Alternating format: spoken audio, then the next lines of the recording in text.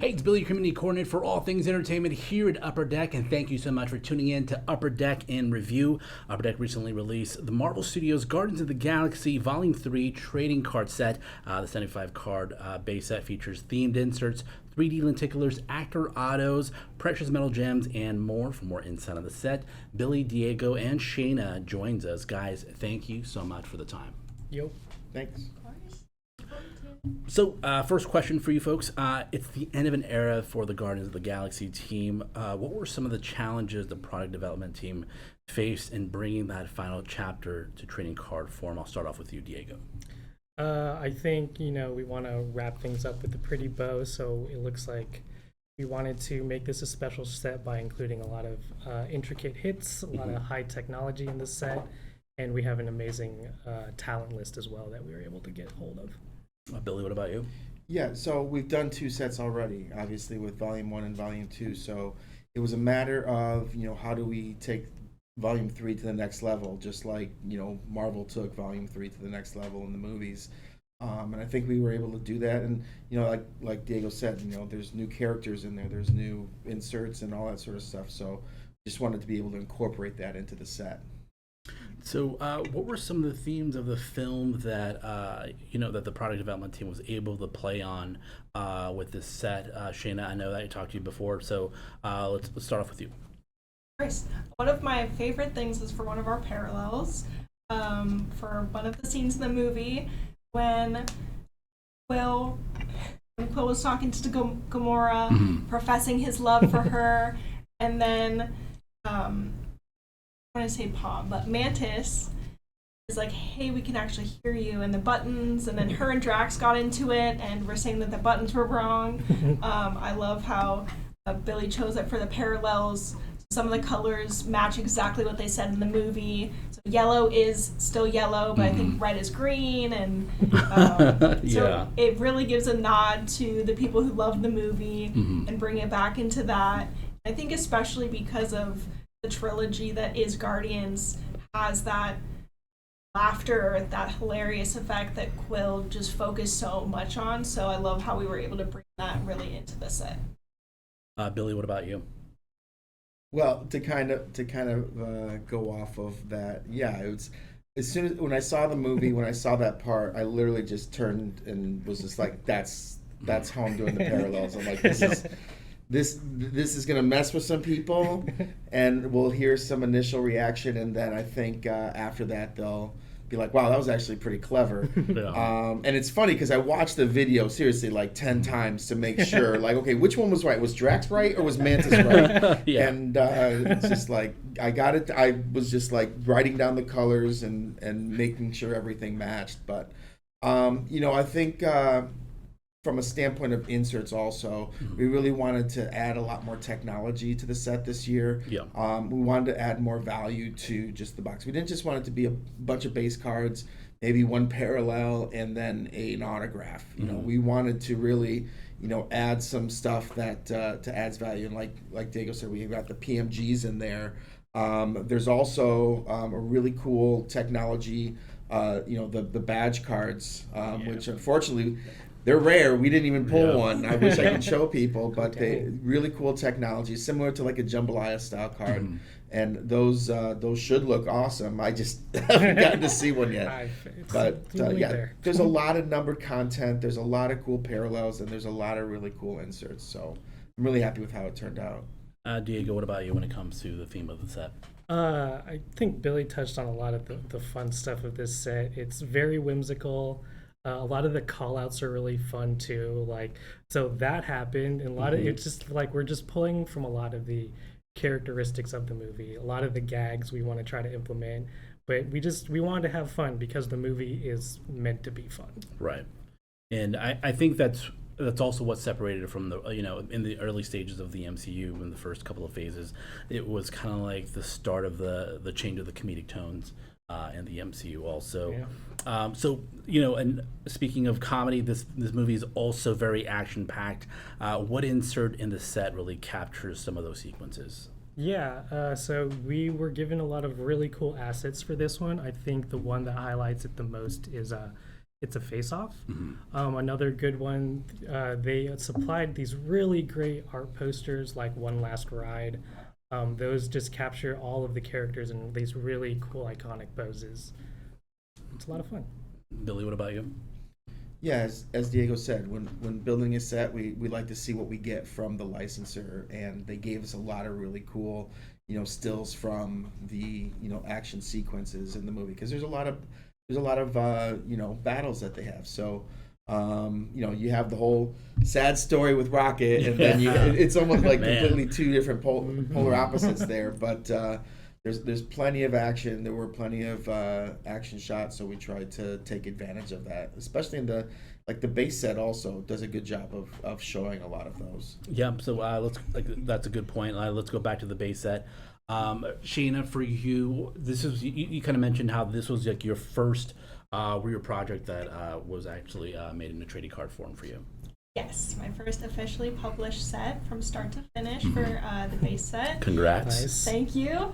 I watched the movie so many times to make sure that I was not only accurate, but also just pulling the best scenes, working with the images that we had, and also trying to highlight those important moments like of Lila and Teefs, and just really hit it off in the back of the cards and the bios, and really hitting, like what Billy said, that deep-hearted emotion, and then going into the super funny, super actionable shots, like Drax coming into the wall and he gets stuck.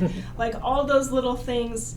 And then I also thought of what cards as a collector would I want in a base set. It's not just the story. It's something I would be happy to purchase or go out of my way to get.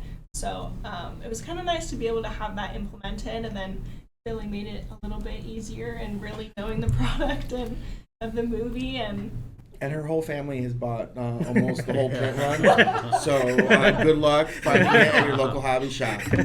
you're welcome. Of course, no set's complete without actor autos. You have some returning characters, but new ones as well. What does that do for collectors, especially when they're trying to be, a complete character autos or actor autos? Billy, start with you. Yeah, this is what I like to collect myself personally. So, we didn't have Chris Pratt in the second volume 2, so we felt it was very important to get him. And honestly, there's a number of strong candidates to be in there. We can only get in so many unless you guys want to spend $1 million a box. Right. So, this story was really based around Rocket. So our team really wanted to focus on getting Bradley Cooper, who's done maybe one or two private signings at the most, and I don't even know if those have been finished yet. So, and that's why they are redemptions, but he's gonna sign for us. Don't worry, people. So yeah, to get Bradley Cooper in the set as Rocket, that's pretty awesome. That is awesome. I do have an update on that. Yeah. We do have Bradley Cooper autos coming in Oh, tomorrow. And for you, Diego, as working on brand on this, when it comes to negotiating some of those those actor autos, how important is that to just making sure you get some of the big characters, but also a little bit of everything for a lot of character actors. There was such a wide just variety of actors in this, top tier, mid tier, and low tier, and we wanted to hit all points as best as we could, including kind of the new guys coming in. I think it just creates a more robust kind of character list, and it makes a more complete set that you should definitely try to reach out and collect. I mean, if you think about it, there's the it's just, I got an autograph of a dog. That's actually an Oscar-nominated asterisk. That's autographed on there. Nathan Fillion. I think you could almost make a set of all the characters that Nathan Fillion has played in Marvel movies, because they find a home for him in every single movie. And I think he's played at least three different characters in there. And we do have some of our staples, like you see there. We have Palm and Karen, who have been really good signers for us, and are very popular characters. So we wanted to bring them back. So let's go to car technology. Billy kind of mentioned it, but what kind of car technology can collectors really expect when they open these packs? So we've got our PTG cards, which are the stop motion cards. Those are similar. We kind of wanted to play off of suspended animation that we do in publishing, but this isn't animation, so let's turn it into kind of more of a cinematic version of it. So we have our stop motion cards. We have some die cuts that you've shown also that use a Light FX foil on there, which is really nice, and not just like it's not just the whole card. It's like kind of specific parts of the card that make specific parts of the card shine, and those came out really cool. There's a die cut there. There's a couple others that we've used with some style guide art. And then we've got our rainbow foil board, and our colors and contours also has the Light FX. That's kind of like an insert that is in hockey, and it's basically just taking regular design and using colors and shapes to kind of recreate the card. So that's our colors and contours also. As I said, we added more technology. We added a lot more chase and numbered cards in this set. I think, and the fact that it's the final chapter of this particular trilogy, how important was it to add that chase? Start off with you, Diego.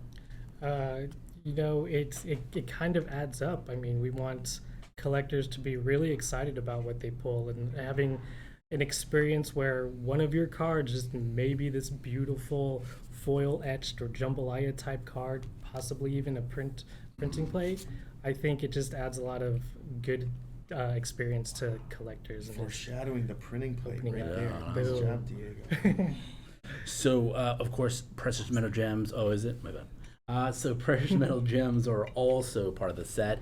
What is it? What kind of value does that really add for collectors? Well, that a precious metal gem is an iconic, design, and we're kind of doing an overlay precious metal gems in a number of different MCU products. So this is the Guardians iteration of the precious metal gems. We've done them in other sets also, just to kind of keep that steady chase. Like some people like to collect from all the movies and stuff. So we've decided to kind of add that aspect to a number of our MCU sets. And just like I mentioned, from a box opening standpoint, adding all of this stuff just really it like people got tired of the same old thing. And we've tried a few different things since film cells and manufactured patches and stuff, and we let them run their course, and now we're trying the next wave of technology to put into sets to see how that goes. What would you say was the biggest difference from maybe volume 1 till volume 3? Like, what would you say? How has these sets really evolved when it comes to terms of car technology, even themes and base sets? I think volume 1, in I've got a few boxes of it, and it's a lot of base cards, it's a lot of foil parallels, and then you're basically just shooting for your 2 mem cards and your auto card or sketch card. So that's pretty much the content of the boxes, and that's the content of a lot of entertainment boxes from back in the day. So we're still giving you that auto box, but we're also giving you a lot more stuff to the set that is collectible and numbered. And it's not just like a foil change. There's a lot of variety to it. And as I said, we got a lot of great assets, so we're able to do a lot with them. And Diego, what about you? Yeah, I think going from 1 to 3, you can almost see like a progression in design as well. I find that a lot of our newer sets that are coming out, the design language is just so unique to the theming of the movie that it's starting to carry over, and it just like it really builds and makes the set more cohesive. I think we're using a lot more character-based inserts before. It's just you tell a story, which is great, and we're still telling the story. Thank you.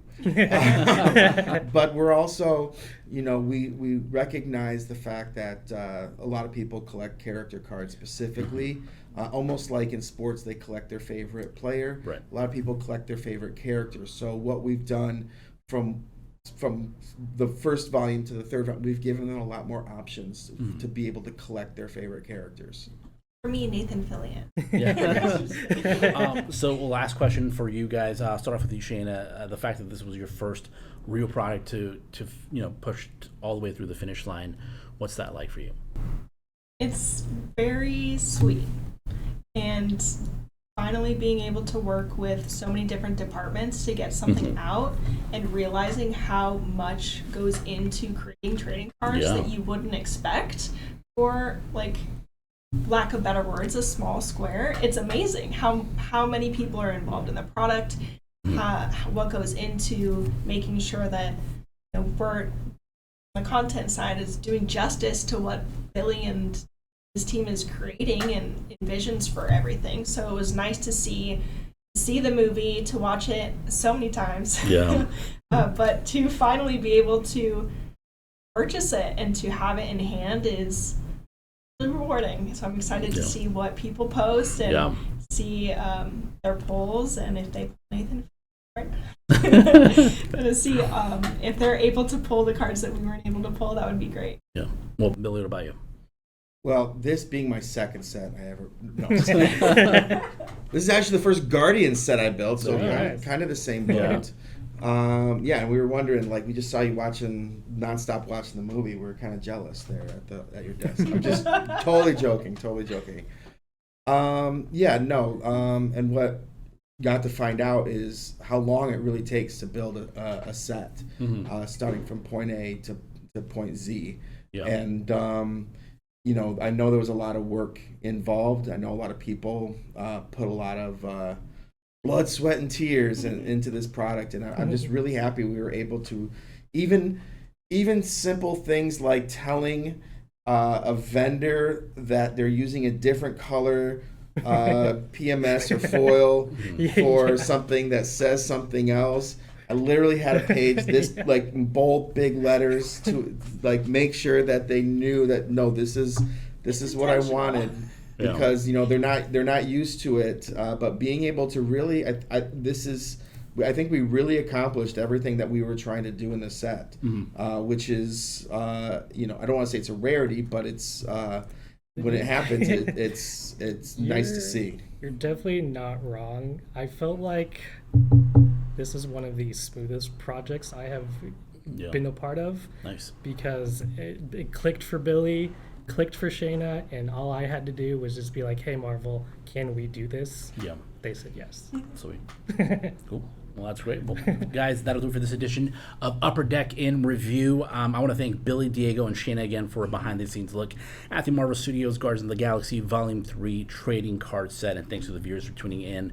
And, of course, our videographer, Jordan, for helping us put this together. Before we go, don't forget to smash the like button, hit that notification bell for updates from Upper Deck, and be sure to subscribe to our other social media pages for sneak peeks for upcoming trading card sets, prints, and games. Until next time, I'm Billy, and you're watching Upper Deck in Review.